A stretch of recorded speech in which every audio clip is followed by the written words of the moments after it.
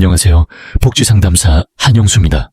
오늘 영상 제목이 조금 무섭죠? 2026 기초연금 끝내 폐지냐? 내일부터 못 받는다. 그런데요, 이런 말이 돌기 시작하면 제일 먼저 해야 할 건 하나입니다. 겁먹는 게 아니라 확인입니다. 여러분 혹시 이런 적 있으세요? 카톡이나 유튜브에서 속보라고 해서 봤는데 막상 주민센터 가면 아니에요. 그건 소문이에요. 이런 말 들었던 적. 저는 현장에서 정말 많이 봤어요. 불안해서 잠도 못 자고 통장만 계속 들여다보시는 분들. 그래서 오늘은 딱 한 가지 목표로 갑니다. 폐지냐 아니냐 감정으로 싸우지 않고요. 2026년에 확정된 내용과 내가 실제로 못 받게 되는 순간을 분리해서 아주 현실적으로 정리해드릴게요. 정리하면 딱 두 가지입니다. 첫째, 2026년에 바뀐 기준을 내 상황에 대입하기. 둘째, 끊기거나 깎이는 트리거를 미리 막기. 좋아요. 바로 시작할게요. 요즘 가장 많이 도는 말이 이거예요. 기초연금 예산이 줄었다더라. 그러니까 곧 폐지다. 내 돈이 깎인다. 잠깐만요. 예산이 줄었다는 말과 내 통장에 들어오는 돈이 줄었다는 말은 같은 말이 아닐 때가 많습니다. 실제로 2026년도 예산심의 과정에서 정부가 제출한 안보다 감액됐다는 보도가 나오면서 불안이 커졌는데요. 그 보도에서도 핵심은 개인 지급액을 깎는 방식이 아니라 인구나 수급자 추계를 다시 반영한 조정이라는 설명이 함께 나왔어요. 그러니까요. 뉴스 한 줄만 보고 결론 내리면 우리가 손해봅니다. 여러분, 혹시 지금 내가 1월에 받은 금액이 작년이랑 달라서 이게 삭감이냐 오류냐 이렇게 헷갈리시는 분도 계시죠? 여기서 팩트 하나를 먼저 잡겠습니다. 2026년에는 기초연금이 물가상승률을 반영해서 인상되는 내용이 공식으로 안내돼 있어요. 단독가구 기준연금액은 월 34만 9,700원까지, 부부가구 기준은 월 55만 9,520원까지로 안내됩니다. 그리고 이 인상은 전년도 물가상승률 2.1%를 반영한 것으로 설명돼요. 그러면 최소한 2026년에 무조건 없어진다. 이런 식의 말은 지금 공개된 공식 안내 흐름과는 맞지 않죠. 다만 제가 여기서 단정은 안 하겠습니다. 정책은 논의가 생길 수 있어요. 그래서 더더욱 공식 공지와 내 조건을 함께 확인해야 합니다. 상황 /은행 /지자체에 따라 달라질 수 있으니 거래은행 /주민센터에 꼭 확인하세요. 좋아요. 그럼 이제부터는 여러분이 제일 궁금한 것부터요. 여러분 혹시 나는 65세인데 나는 받을 수 있어. 나는 부부인데 둘 다 받으면 깎인다던데. 나는 국민연금도 받는데 같이 받으면 손해인가? 이 질문들 오늘 다 정리됩니다. 먼저 2026년에 가장 크게 바뀐 숫자. 기초연금 선정기준액입니다. 어려운 말 같죠? 그런데 사실은 간단합니다.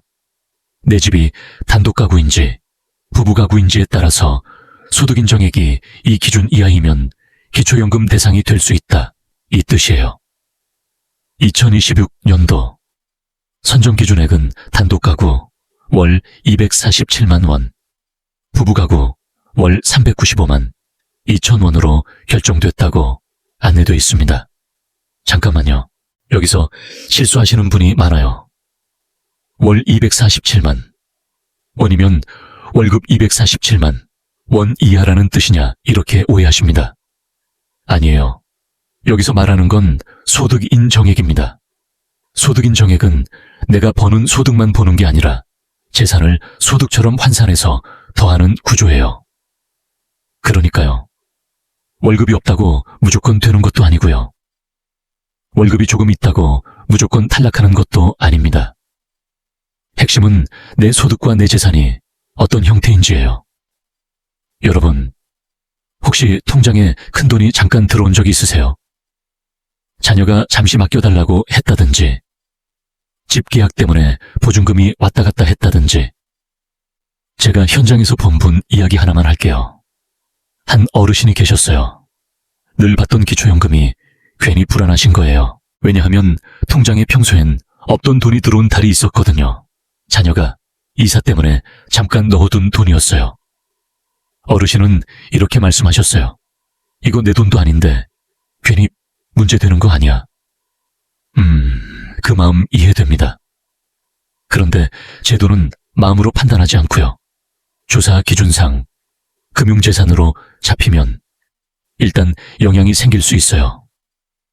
그래서 이런 변동은 미리 상담하고 필요하면 사유를 설명할 자료를 챙기는 게 진짜로 안전합니다.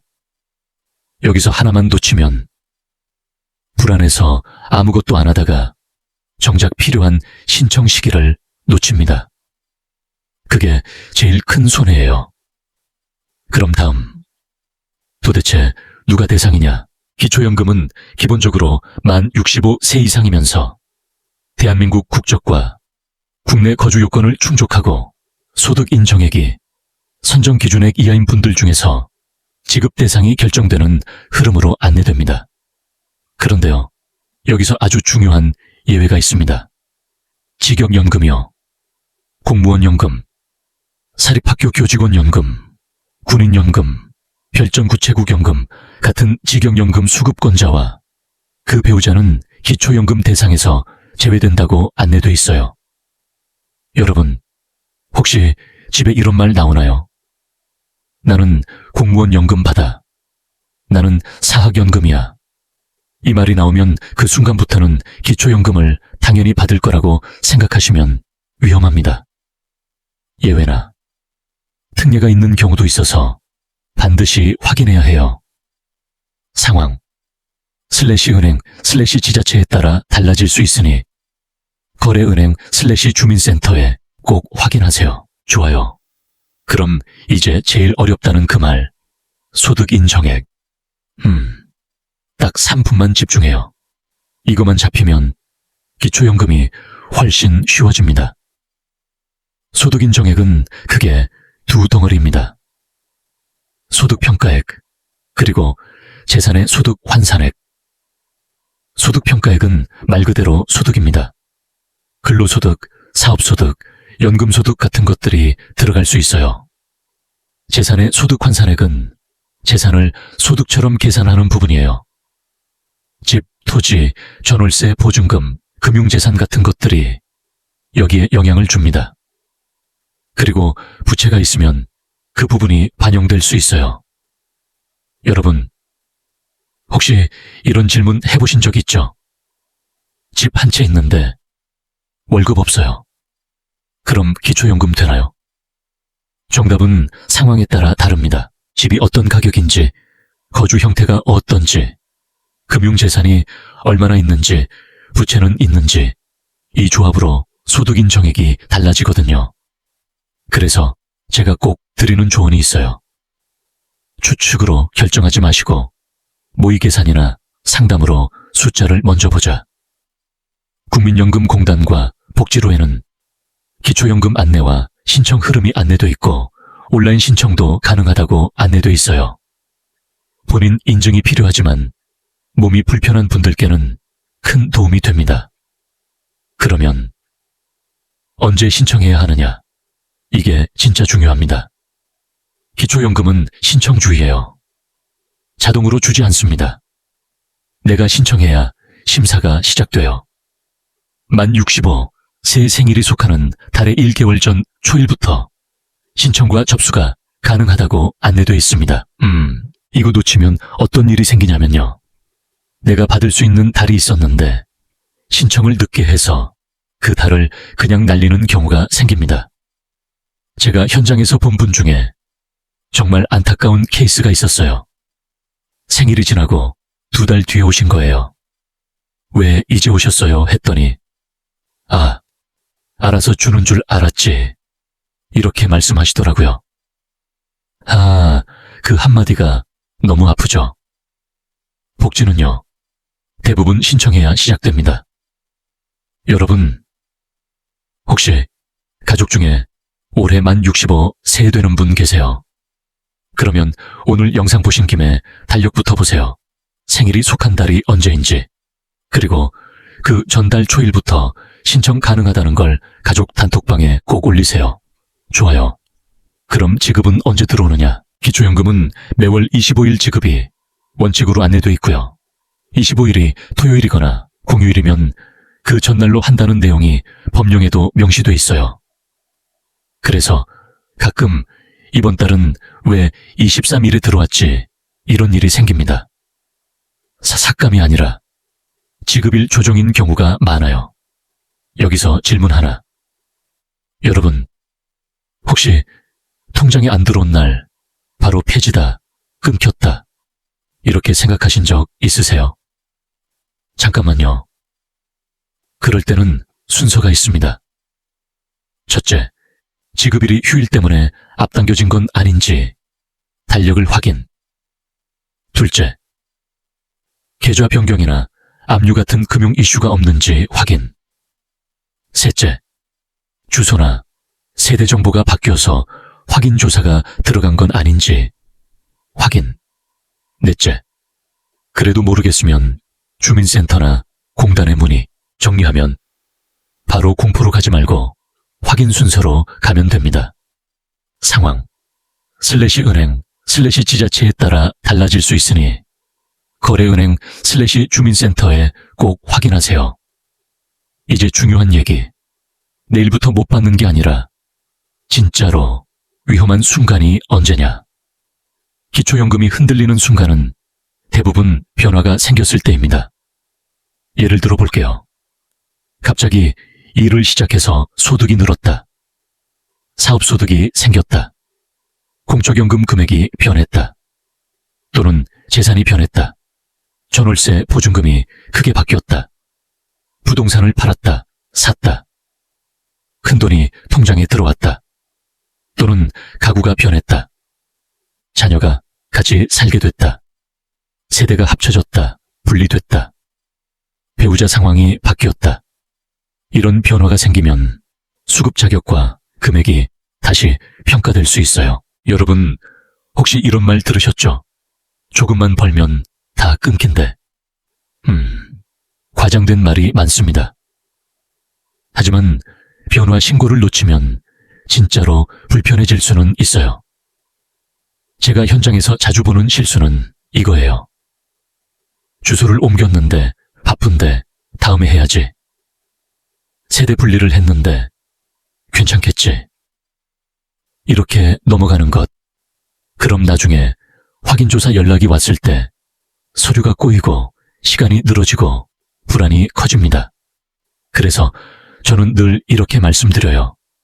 돈이 줄어드는 게 두려운 게 아니라 정보가 늦어서 손해보는 게 두렵다. 좋아요.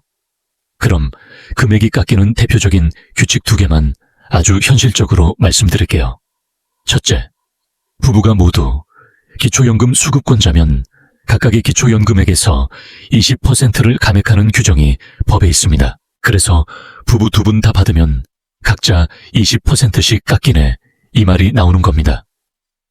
다만 최근 정책 안내에서는 이 부부 감액을 단계적으로 손보는 방향의 논의나 안내가 나오기도 합니다.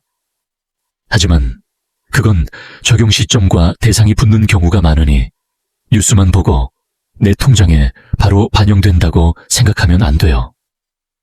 반드시 공지와 내 소득 구간을 확인해야 합니다. 둘째, 국민연금을 받고 있어도 소득 인정액이 기준 이하이면 국민연금과 기초연금을 함께 받을 수 있다고 안내돼 있어요. 그런데 국민연금 수급액이 커지면 기초연금이 일부 감액될 수 있습니다. 국민연금공단 안내에서는 국민연금 수급액이 기초연금 기준연금액의 150%를 초과하면 기초연금이 일부 감액될 수 있고 최대 50%까지 감액될 수 있다고 설명하고 있어요. 여러분, 혹시 여기서 이런 생각 드시죠? 그럼 나는 국민연금 받는데 기초연금 신청하면 손해 아닌가? 아니에요. 신청해서 심사를 받아봐야 내 케이스가 감액인지 전액인지가 나옵니다. 추측으로 포기하는 게 제일 위험해요. 제가 현장에서 본 분이 딱 그랬어요. 국민연금 조금 받는데도 나는 어차피 안 될 거야 하고 신청을 안 했어요.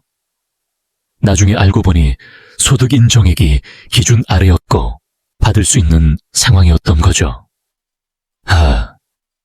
그때 그 표정이 잊히지 않습니다. 왜 아무도 말 안 해줬냐 이런 표정. 그래서 오늘 영상의 가장 중요한 메시지를 여기서 한 번 더 드릴게요. 정리하면 신청은 권리입니다. 심사 결과를 받아야 내 권리가 확정됩니다. 그럼 신청은 어디서 하느냐? 주소지 관할 읍면동 주민센터에서 신청할 수 있고요. 국민연금공단 지사에서도 신청할 수 있다고 안내되어 있습니다. 그리고 온라인으로는 복지로를 통해 신청이 가능하다고 안내되어 있어요. 정부 24에도 민원 안내가 나옵니다. 여러분, 혹시 몸이 불편해서 방문이 어렵거나 부모님 대신 도와드려야 하는 가족분도 계시죠? 그럴 때 대리 신청을 생각하실 텐데요. 여기서 진짜 많이 틀립니다. 현장에서 가장 흔한 실수 3가지. 첫째, 위임 관련 준비가 부족하다. 둘째, 통장 사본이나 계좌 확인이 빠진다. 셋째, 배우자 정보동의나 가구 확인에서 시간이 늘어진다. 제가 현장에서 본 분 이야기 하나 더 할게요. 아들이 대신 오셨어요. 마음이 너무 급한 거예요. 어머니가 혼자 못 나오시니까요. 그런데 위임 관련 서류가 부족해서 2번, 3번 오가게 됐어요. 그때 아들이 그러더라고요. 그냥 신분증만 있으면 되는 줄 알았어요. 이게 현실입니다. 그래서 대리 신청을 하실 분은 방문 전에 주민센터나 공단에 어떤 서류가 필요한지 꼭 확인하고 가셔야 해요. 그러면 혹시 탈락하면 끝이냐? 아닙니다. 조건이 바뀌면 다시 가능할 수 있어요. 2026년에 선정 기준액이 올라갔기 때문에 작년의 기준을 조금 넘어서 탈락했던 분들은 올해는 대상이 될 가능성이 생깁니다. 여러분, 혹시 작년에 이런 말 들었나요? 소득 인정액이 조금 초과돼서 어렵습니다. 그렇다면 올해에는 다시 한번 확인할 가치가 있어요. 이건 진짜로 많은 분들이 놓치는 포인트예요. 그리고 한 가지 더. 기초연금은 지급 중에도 확인조사가 있을 수 있다고 안내돼 있어요. 세대 구성이나 거주 상황이 바뀌면 현장 조사나 확인이 진행될 수 있습니다. 여기서 하나만 놓치면 연락을 못 받는 순간이 생겨요. 전화번호가 바뀌었는데 업데이트를 안 했다. 주소 이전을 했는데 관련 안내가 못 왔다. 이런 것들이요. 그러니까요. 기초연금은 받기만 하는 제도가 아니라 받는 동안에도 내 정보가 정확해야 안정적으로 이어집니다. 이제 제목으로 다시 돌아가 볼게요. 2026 기초연금 폐지냐?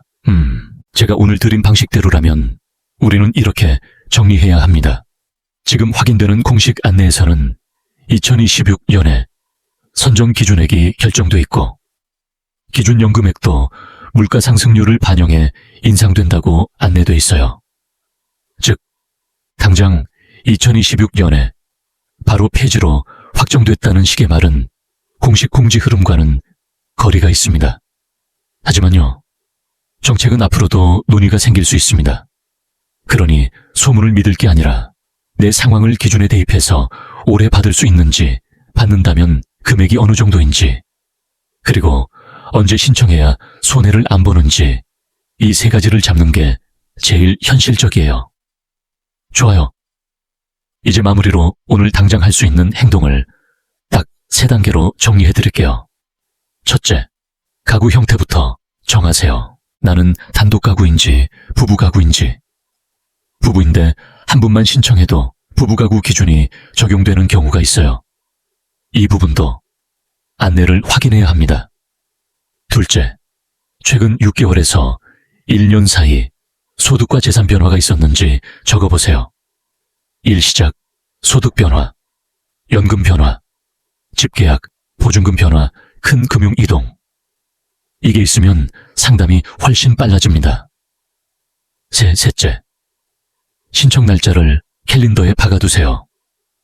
만 65 새 생일이 속한 달, 그리고 그 한 달 전 초일, 그때 주민센터나 공단 또는 복지로에서 신청. 여러분, 혹시 지금 부모님이 올해 65세가 되는데 가족이 바빠서 놓칠까 걱정되시나요? 그러면 오늘 바로 가족 단톡방에 이렇게만 올리세요. 기초연금 신청은 생일달 한 달 전부터 가능. 자동 안임, 이번 주 안에 주민센터 문의. 이 한 줄이 부모님을 지켜줍니다. 그리고 마지막 경고 하나만 더 드릴게요. 요즘 돈 도우는 이슈에는 꼭 이상한 사람이 붙습니다. 대신 신청해준다면서 돈 달라. 서류 만들어준다면서 수수료 달라. 바로 올려준다. 바로 입금된다. 이런 말은 위험합니다. 기초연금은 공식 절차로 진행되는 제도예요. 불안한 마음을 이용하는 사람을 절대 믿지 마세요.